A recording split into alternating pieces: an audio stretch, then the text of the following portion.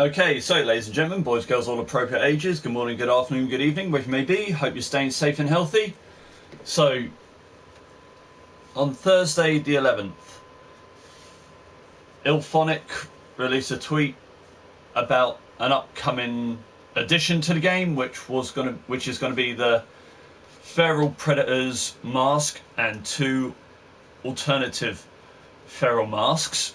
No update on when the Feral Predator is coming into the game, but with that being said, before that DLC releases, I think it's high time I give my opinion on Prey, because I've seen so many reviews come out for it, and I finally have had the time to watch it, and I've watched it, 3 times now. And this is going to be, spoiler alert, I will be talking about spoilers in the movie, so if you haven't watched it yet, go and watch it before you hear this. And it's been out a week or so now. It came out on the 5th of August and I'm doing this video on the 12th. So yeah, it's been out a week. If you've had the chance to watch it, good for you. If you haven't, go watch it now. So, let's start off with the plot. The plot is as simplistic as it needs to be and is a good, solid plot. You've got the Comanche tribe hunting to survive. One of their own gets injured. They retrieve him, and the main character, Naru, played by Amber Midthunder, goes to investigate on her own to find out why some things don't add up, and discovers that there's a predator out and about, killing everything in its path. Tries to warn everyone, they don't listen, and chaos ensues. That's as basic as I can keep the plot. And that's all the plot needed to be, just people hunting to survive up against a hunter from another planet hunting for sport, and they collide. That's all the plot has ever needed to be, and I'm glad they kept it that way without any twists, big spoilers. Is as good as it needed to be. The characters, well, there's only 3 main characters you really have any kind of connection to or any liking to, and that is the main character herself, Naru, her brother Tabe, and this was actually Dakota Beaver's first acting job.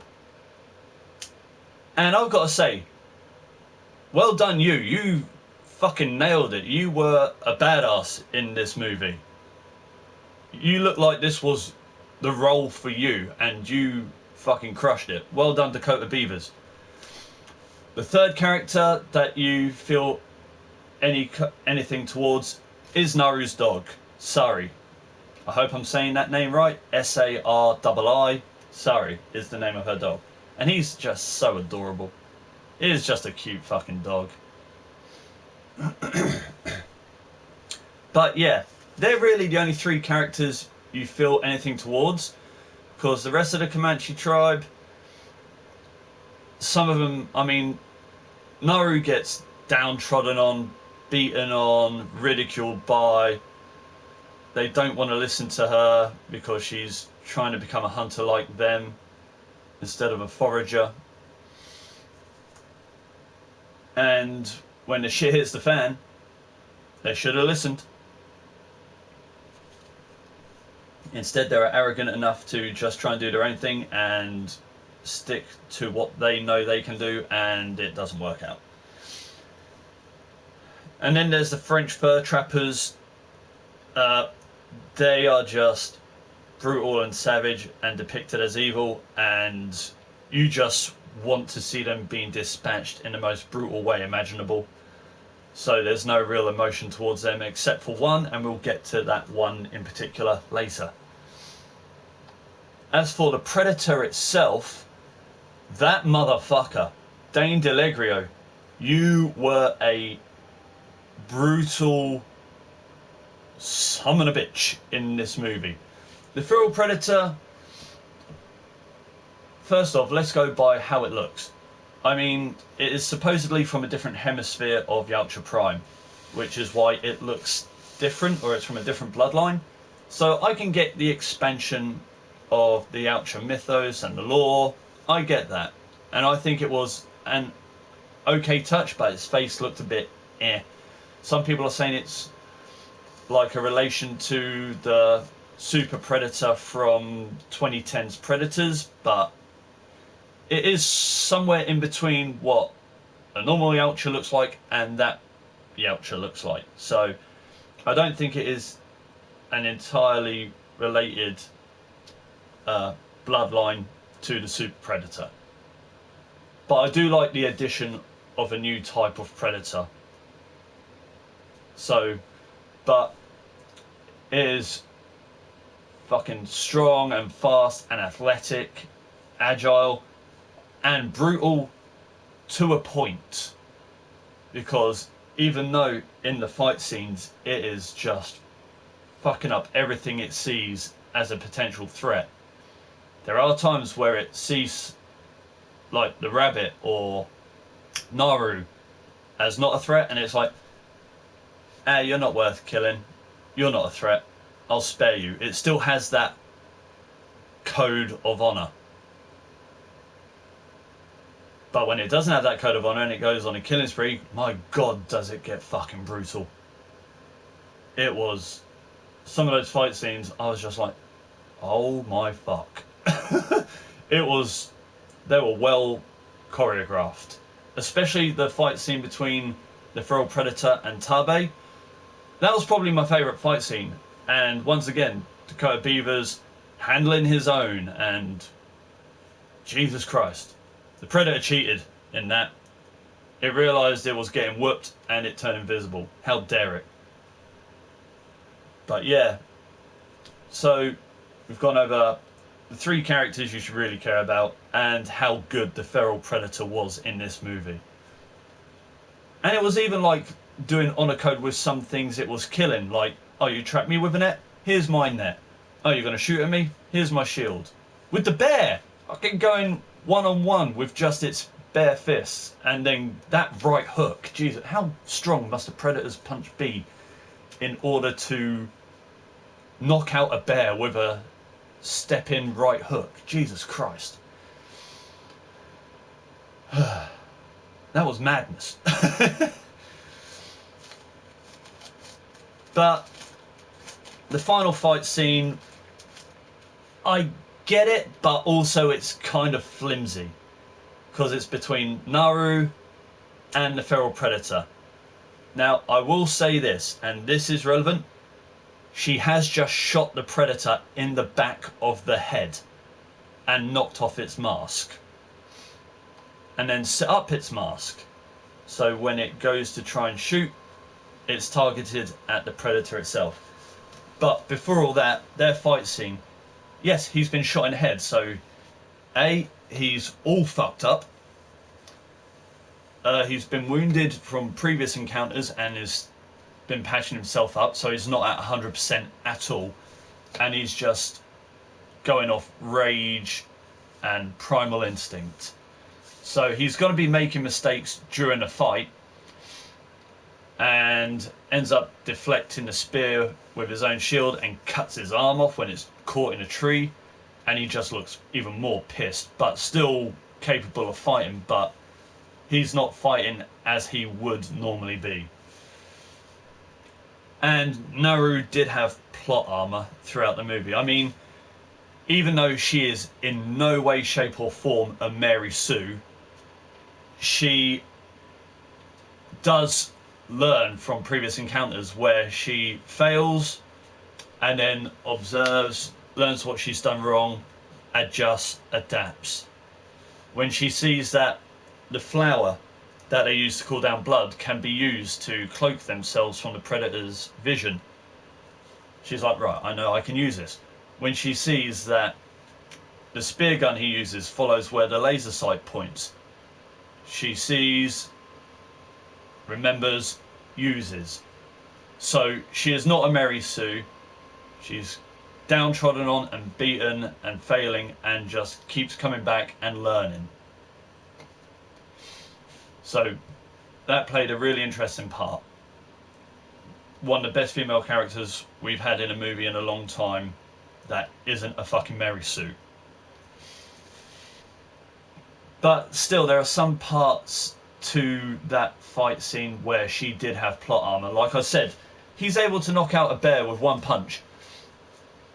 Yet he's hitting her and slamming her down to the ground, and she's still conscious.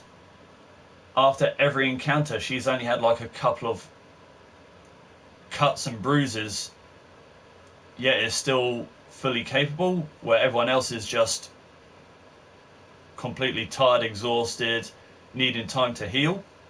I mean, she did fall out of a tree and knock herself out, but after like a day or so, she's back up and running around like she's not ever had a concussion.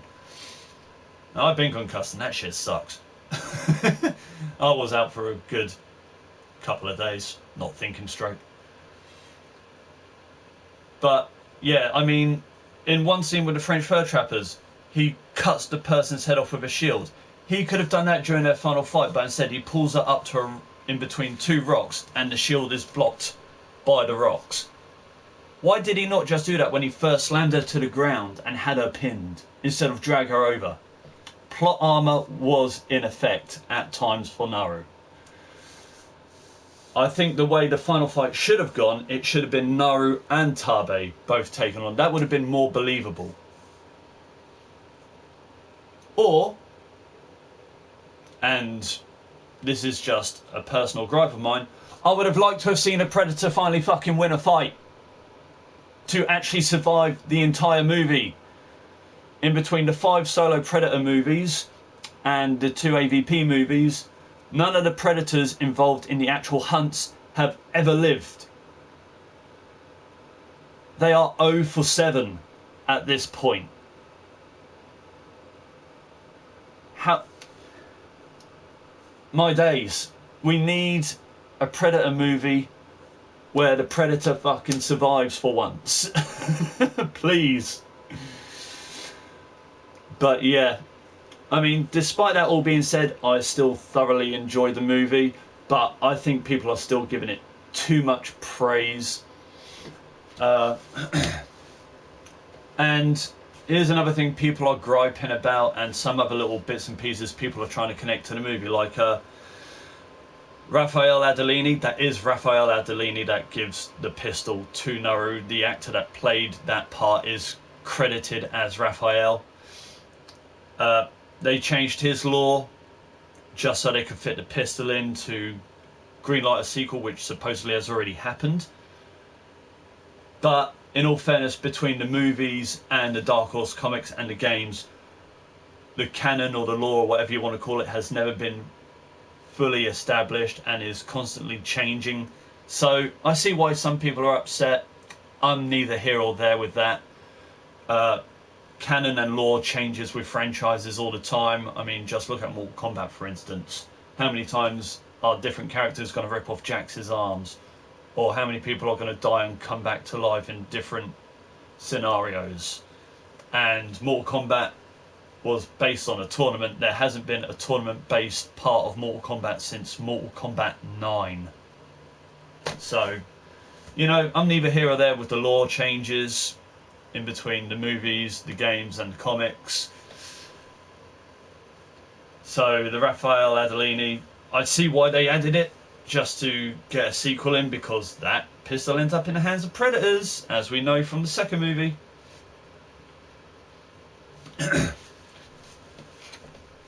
But yeah, I think that's covered everything. So that's the plot, the characters, the Predator itself, lore changes, fight scenes, and why the Predator acted the way it did at the end. Once again, shot in the back of the fucking head. But all in all, I still think it is still being, I mean, it's apparently the most watched movie on Hulu Plus at the moment, I believe I've heard. So, I mean, it's pulling in the numbers. Fucking, it deserves it, because it's a solid movie. But in my personal opinion, as someone who's, I mean, the first movie came out in 1987. It's been 35 years with this franchise in terms of the movies. I mean, the first movie will always be the best one. By far, it is one of the best movies out there. You could just sit down and watch it all day long.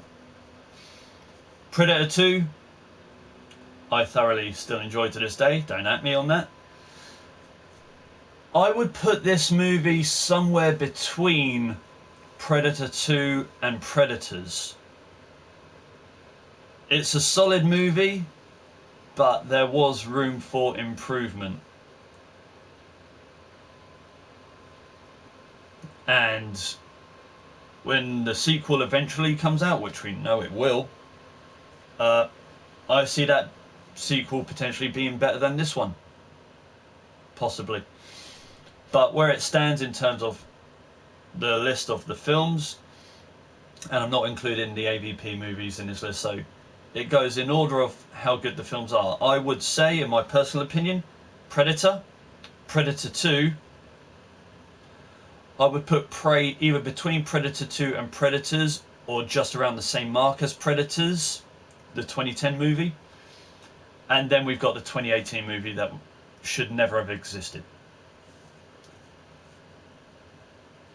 But yeah, I'm not sure if I'm missing anything other than, yeah, everything else I've really got to talk about is probably when the Feral Predator DLC fully comes out on this game, because I still think when that comes out they are going to make some horrible decisions with that. Because if we look at the Wolf Predator here from AVP Requiem,